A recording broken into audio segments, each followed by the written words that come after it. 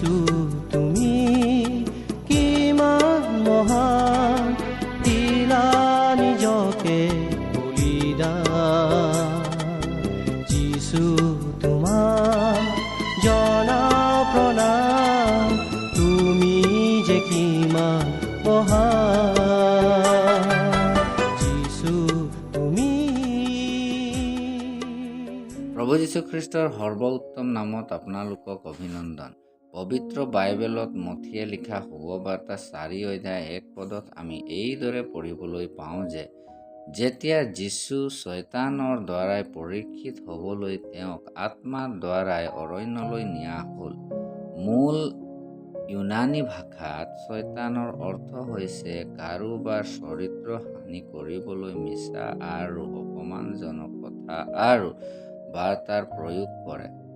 ঈশ্বৰ জিহুৱাই যেতিয়া মানুহক সৃষ্টি কৰিলে, তেতিয়া এই শয়তানেই মানুহক ধোকা দি মানুহক পাপত পেলাই তেওঁক দুখী কৰি চৰিত্ৰ হানি কৰিছে। পাপৰ কাৰণে মানুহে ঈশ্বৰৰ ক্ৰোধৰ পাত্ৰ হ'ল, অৰ্থাৎ ঈশ্বৰে মানুহৰ কাৰণে নৰকৰ দণ্ডৰ ভাগি কৰিছে। প্ৰভু যীশুখ্ৰীষ্ট যি নিষ্কলংক আৰু নিৰ্দোষী হৈও পানীত যোহন ডুবকৰ দ্বাৰাই বাপ্তিস্মা ল'লে, তাৰ পাছত পবিত্ৰ আত্মা প্ৰভু যীশুখ্ৰীষ্টক অৰণ্যলৈ লৈ গ'ল, যাতে শয়তানে তেওঁক পৰীক্ষা কৰে।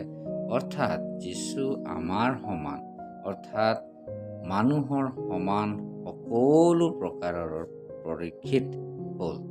তেওঁ পৰীক্ষিত হ'ল, দুখ উঠালে, মানুহৰ বাবে নিন্দা সহিলে আৰু তেওঁবিলাকৰ উদ্ধাৰৰ বাবে নিজকে ক্ৰুচত সত্য হ'বলৈ দি দিলে।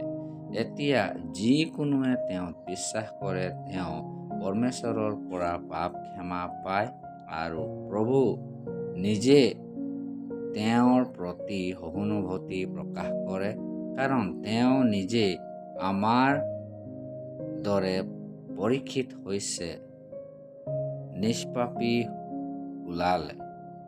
আপুনিও সেই উদ্ধাৰকৰ্তাত বিশ্বাস কৰি উদ্ধাৰ পাব পাৰিব, যিজন আমাৰ অৱস্থাক জানে আৰু আমাৰ প্ৰতি সহানুভূতি ৰাখে।